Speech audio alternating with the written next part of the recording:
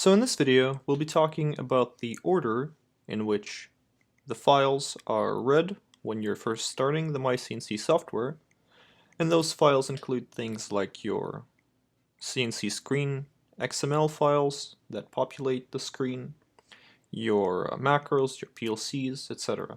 So all the files that are being loaded when you're opening the myCNC software have an order in which they're being loaded in. And the reason this may be important is that sometimes this order is crucial to how things operate. To give a very quick example, for example, here I have my main menu, and here I have my global variables. Let's say I'd like to open my global variables, and then I click this main menu button, and you can see that technically nothing happens. However, it's not that nothing's happening, it's that the main menu comes on and off. However, it's simply being obscured by this global variables window right here. And we can actually find out why that is, and we can change it by going into our profile. So here I have a profile that's called ljog x1366m. It's a custom profile that I'm using, and it's located in my .config myCNC profiles folder. So here I have this CNC screen XML file that we've dealt with a couple of times in our previous tutorials, and if I open that file,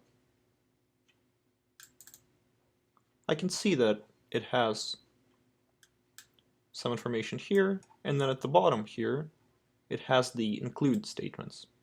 So again, this includes the rest of the necessary files that will populate our screen. However, what we're concerned with here right now is the order in which these are actually displayed. And the order is important. So here I have the X menu mill line, and this is effectively the main menu element on my screen, while here I have the xvarsview.xml, which is my global variables window. And the global variables window is located lower than the xmenumil file.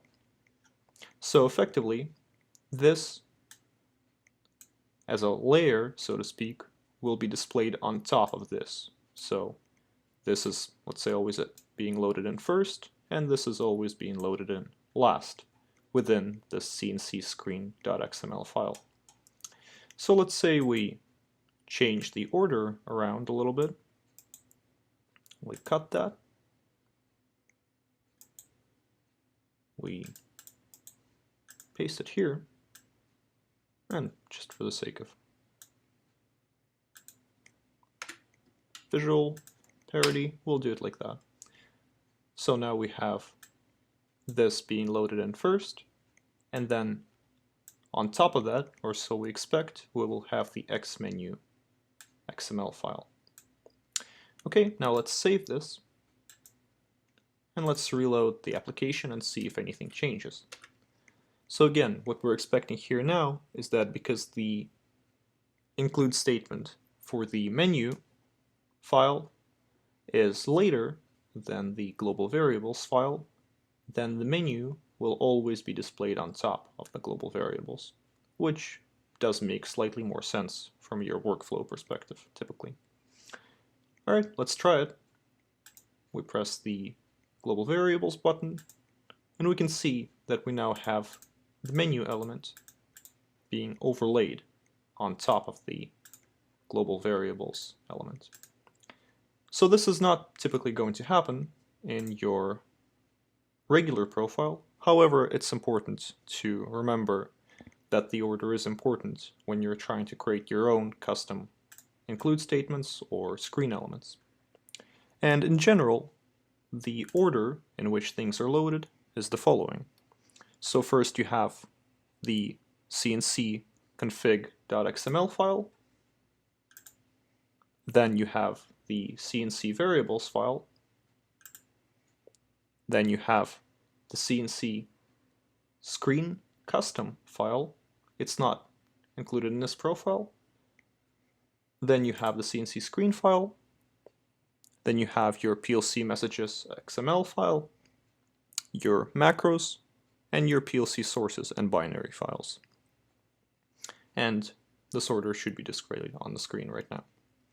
So now that you know the order, you can more easily diagnose the issues that may arise when building your own custom profiles, and you can quickly change the order in which things are loaded in or included in things like your CNC screen.xml file to fix those issues.